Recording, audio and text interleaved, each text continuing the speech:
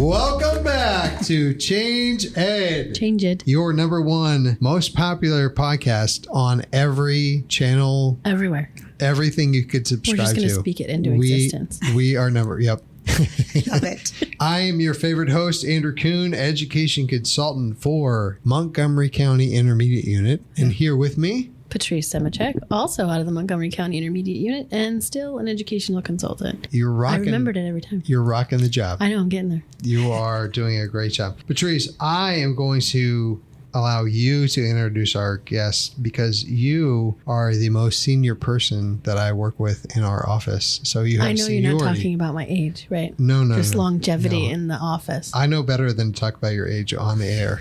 Wow. So we are super fortunate to have our executive director, Dr. Regina Speaker, here with us today. She has been a powerful force to take the IU. It was already on a good path, but I feel like we're on this trajectory for amazing things. So we are super fortunate to have Dr. Speaker here with us today. Thank you so much. And I feel incredibly fortunate to be here. So I am honored that you asked me, and I'm very excited to have a conversation. Great. I would love, if you wouldn't mind sharing for the Change Ed Nation, maybe just a little bit about who you are. Introduce them to Dr. Speaker and how you got to this spot. Absolutely. I am, and I feel I've always been a teacher. So independent of the role, I feel so incredibly fortunate to have the opportunity to work with individuals who come in my path, wherever, whenever, and for whatever reason. My journey professionally started, I was certificated in elementary education with a minor in special education and student taught in the fall of my senior year with the expectation I would finish my coursework in the spring. And over the Christmas break, a friend of my father was, actually a patient of my father's, was a school superintendent and had asked my father if he would ask me if I would be interested in being a science teacher. The science teacher in the school district took a construction job over the holiday and they were in need of a science teacher. So this was in the 80s and emergency certificates were, I would say, much more available and easily acquired. So I was emergency certificated for high school science and I was able to teach high school science from January through the end of that school year and complete my coursework at a time when virtual learning was not really even a thought. Yeah. But I was able to do a lot of remote coursework to finish my degree. So at the end of that year, I really so enjoyed that experience, but it solidified for me that the theory and the practice are actually so very, very different. I could name all the developmental theories and think about the scientific process and do really well on academic demonstrations of my competency and knowledge in theory. And my first week in the classroom helped me realize that I had a lot to learn. Yeah. So I finished that. And at the end of that year, I was offered a middle school position. So I taught 5th through 8th grade. And I remind myself frequently, I feel so fortunate because I have loved every single job I have been privileged to be offered. So I did that for a number of years. I worked and I taught mostly in the language arts area. At the end of that period, I was notified that I would be put into a kindergarten classroom, which I was incredibly excited about. Wow. Oh my gosh, this gamut. Wow. I did not have any children of my own, and I had really limited experience on early childhood. Itty bitties, yeah. I was so incredibly excited, and I remember my preparation. I thought the first day activity, I would have them draw a picture and write a little story. They were 5, some of them 4. And again, really had an enlightening moment of how much I did not know. I knew all of the developmental theories of children. However, I didn't apply them to the classroom. I learned very quickly that that was a learning moment and I needed to embrace it. It was probably the first time that I realized the growth and the opportunity to change the trajectory of a child's life, not only for the child, but for the family. The growth that can happen in that window of time when children are little is just amazing. And a funny story, I spent much of my time those first few weeks in buttoning and zipping pants. So children would come out of the bathroom with their pants opened and I would button and zip and button and zip and button and zip. And at that time, Levi's were popular and they were very expensive. So oftentimes parents would work hard to lengthen their life on a child who they may not have quite fit. So tight jeans, putting them on yourself is one thing. Putting them on a child and buttoning and zipping on a child is is a little more challenging. And I remember doing that over and over again and tying shoes. And I had 32 children in my kindergarten class. Wow. It was, again, in the 80s, and that was just a thing. Yeah. So I was tying shoes and buttoning and zipping. I have a lot of energy, and I've been blessed to always have a lot of energy. Yeah. And I remember thinking I needed to take naps. I thought I had that chronic tired fatigue syndrome. And a friend of mine was going into teaching in mid-career, and she said, would I be able to come into your classroom? She had 2 children. And halfway through, she said, had a smile on her face and was laughing. And I said, what is so funny? And she said, what are you doing? She said, you are not going to survive this if you keep doing what you're doing. Yeah. I said, what? She said, these children, do you think their parents button, zip, and tie all day? No. These children have come to know that you will do it for them. So they would just point to their shoe, and I'd get down and tie their shoe. And so learning. And I think that's one of the greatest benefits of our profession. There are so many opportunities for us to continue to grow and learn and develop. I did that. And through that experience, I realized there were a number of children who I think needed some more support than they were able to get. And I was invited to become an instructional support teacher at that time. And instructional support was just starting as a program. And at that point, it was a funded mandate. And I was able to work with teachers and try to support children and teachers and the system to minimize the number of children that would need additional support by giving them interventions that could be ongoing. So during that process and coming out of kindergarten and doing some work in remedial math and remedial reading, I realized that there were a number of children. Some of them had a plan or an IEP, and I could not truly identify the need for that. And then there were a number of children who could have benefited from a plan, but did not have one. And children who were very transient, their families were transient, they would often miss that opportunity. By the time the team was ready to support the child in a way that would secure them some eligibility supports, they had moved. So the children who needed the most consistency and continuity and support were oftentimes being missed. So through that, I got much more involved in special education. I received my certification in special education. And at that time, I was given the opportunity to work in special education, and I supported an elementary school. And interestingly, right around that time, a dear friend of mine was a dean at the university, and he said, I think you should just get your supervisory of special education because the regulations are changing and they're going to need a praxis, and if you get it now. And I said, I don't know that I want to be an administrator. And he said, why don't you just get it? Now, at that point, I had my principal certification, my elementary and secondary principal certification. And so I was finishing that coursework. The principal left early in the school in which I was working, and I was asked to be the interim elementary principal. And I said, I don't know that I really want to be an administrator. I feel like, you'll be able to support teachers. So I did a short stint as an elementary principal to finish up that school year. And I had finished my supervisor of special education. At that point, I was offered a supervisor of special education position. And I said, I really don't think I want to be an administrator. I'm really loving the classroom. I love what I do. I love having children. I can see the connection so much more clearly. And they said, just try it for a year and see if you like it. So after the year, I absolutely loved it. I worked with amazing teachers, amazing families. It was a wonderful experience. And after the year, I said, I think I'm ready to go back into the classroom. And they said, it's very difficult. It's much easier to find teachers than it is to find supervisors of special education. I see what they did there. So I stayed there. Little bait and switch. Yes. But again, I feel as though I've been so blessed to work with amazing people. In any role, it's about the people, I believe. So I did that job for a time. Then I ended up being offered a position outside of the county in which I was living, and I became a director of pupil services in Berks County. And through that process, I spent a lot of time going to Department of Education,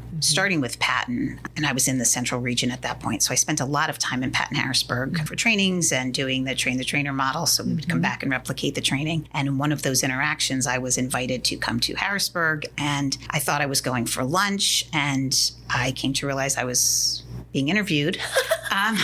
And at the end of that lunch, I was offered a position to be a consultant in Patton-Harrisburg. So I said, I really don't think I want to get out of schools and the school district. And they said, just try it. You'll have major impact. It's a regional opportunity. So I did that for a brief period of time. And then I was invited to the Department of Education. Dr. Jerry Zahorchik was the Secretary of Education, and I was offered a special assistant position. And I worked with him for a number of years, and I really enjoyed that work. At the end of that period of time, I was with the Department of Education. The administration was changing. I was invited to go to Phoenixville, at which time I went and met the board, really fell in love with them and the interview committee and the town. And I was offered the position of assistant superintendent. So I was there. And then I was offered the position as superintendent in Great Valley, and I was there. And then I had just prepared to sign on for another 5 years in Great Valley, and I was approached about the position to be the executive director at Montgomery County Intermediate Unit. And I believe we are put where we're meant to be when we're meant to be there. And I could not be any more honored to be here and to work with amazing, amazing people every day. I deeply appreciate your extremely varied background because you have all of these experiences that contribute to the way in which you approach everyone. You can see everyone's perspective because you've been there. So I feel like that's a very valuable piece that is important for people who are in a leadership role to have that experience, even if it's just a year, but to be able to speak from a place of knowing. So it's very obvious when you're talking to people that you connect with them on different levels. So that's deeply appreciated. So thank you for being that way. I was asked a question, and it has me thinking, and I've thought about this frequently. Do you think it's a barrier that I don't have this certification, or I don't have this degree, or I don't have this experience? And I'm reminded frequently that the role in which we have doesn't necessarily bring with it the experiences that people will assume we have. True story. It's interesting to me that I think we make assumptions based on roles that reinforces the critical need to have conversations with people and really value everyone's story. Because I think sometimes we hurt ourselves. And I mean, when I say ourselves, I mean our profession. We hurt ourselves by not getting to know someone's story and having them be seen and heard, because oftentimes the package doesn't show the gift inside. Oh, I love that. I can't tell you the number of times that we've talked with people who are like, wow, that explains who you are so much more. Very much I like to equate it when you were younger and you were dating and you go and meet the parents, you're like, oh, now I understand so much more about you. So when we talk to people and they share their story, it's like, oh, this informed who you are. This is a significant part of why you value what you do. For example, I think one of your superpowers is the ability to ask questions and listen. Yeah. That you want that perspective. And when I interview with you, which, by the way, she said I was her favorite hire of all time. No, she didn't hire me. I was thrusted upon her. So. Right. So that's why I'm her favorite. So I remember what really stood out to me is in the conversation, you were asking me questions. They weren't interview questions. They were like, I want to know more about you. Or we started to talk about my previous experience, and we were doing work here at the IU with that district, and you were asking deep questions like, I want to know, I want to understand better, to understand the systems and how we can help. And so it's all coming from a place of kind of like you were saying, we can do better collectively, but we have to have these conversations. Right. This is Teacher Appreciation Week. Yes. And I think it should be Teacher Appreciation Hour every single hour and day and minute. The thing that energizes the work that we do is that there are so many amazing educators. So a big part of what we get to do is validate the work they do and then also encourage them. Very similar to what we were hearing from Regina. If you were on the #1 rated podcast in the entire world, what would you like to say to educators as part of their Appreciation Week? Hours, time, minutes. And this sounds so trite, but a deep felt thank you. And not just that superficial, thank you for being here, thank you for doing what you do, but thank you for getting up every single day with the motivation to change the lives of whoever you come in contact with. And I believe our reach is so incredibly large and much larger than we realize. The power that we have to impact an individual that impacts another individual and another individual, and the implications of our actions should never, ever be undervalued. And so when I say thank you and I'm honored to work with you, it is in no way a small expression of my gratitude. It is truly so deeply felt and appreciated. And I don't think we do that enough. I don't think we pause enough to virtually hug people and say thank you. I was at a retirement dinner a few years ago, and one of the best speeches I ever heard. There was someone who was reading a bio and saying this person has these many degrees and they received this many awards and they wrote this book and it was great, and people were clapping. And one of the gentlemen was retiring and they gave a speech. And in that speech to introduce the retiree, it was the most powerful. This individual did not write books. This individual did not go for advanced degrees. This individual did not receive awards, unfortunately. But the powerful hook of this individual was he had taught in his career thousands of children, and he showed up. He showed up every day as an authentic person who wanted to impact and improve the lives of anyone he came in contact with, whether that be his colleagues, the children that he taught, the parents of the children, the families of the children. It was just so exponentially powerful. And I think about that a lot. Sometimes we don't acknowledge and value and explicitly honor people that show up. They show up over and over and over again in really, sometimes really challenging situations. When roundabout January, when it's really, really cold outside and you're in a warm bed and you're thinking, do I really want to go back to a place that is really challenging? And they show up. So I think sometimes we undervalue that, or sometimes we expect it. I just want to say thank you, and thank you for showing up over and over again. Especially since so many of our teachers, having taught autistic support for MCIU in the elementary. Thank you. You're welcome. It was probably one of my favorite jobs because of the challenge, but it was the most exhausting job I've ever had. And so I can totally, being in the space with you, I can totally feel how genuine you are. The work that our teachers do, and it can be an itinerant person, it can be a speech person, children's lives that the people in our U impact is a tremendous job. It is an intense job. It is often thankless. And so to be able to hear you genuinely say, thank you for showing up. I think for me, being in the classroom back then, I would have really appreciated that. So thank you for being here. And thank you for saying that. And thank you for being so genuine, because that's the piece that my hope is a lot of people can feel through this podcast, because you are an immensely genuine human. Thank you, Patrice. Showing up can sometimes be the hardest part of the job, right? Because once you're there, you're in it and you're doing your stuff and you're doing all those things. So that's a really valid point. I also think I'd be negligent to not share this. One of the, I think, beautiful gifts of who we are is that we all have an opportunity to be part of that system. Whether you're making copies for the teachers to put, to share with their children, or whether you're in payroll, we all have a role. And I feel that people know that they're contributing to something bigger than a job or an organization. They're contributing to improving the lives of the children and their families in Montgomery County. And I feel so proud of us that we all have opportunities to be teachers. And for those that are teachers in the classroom, and especially in Teacher Appreciation Week, that we need to make sure we take the time to pause and acknowledge that we all have a piece in a bigger pie. What I really appreciate is, in all that you said, again, knowing your background now, to hear you saying thank you is like, oh, this is a person who's walked in our shoes, who really gets all the different parts and all the different aspects. I also think it's really important that we support each other.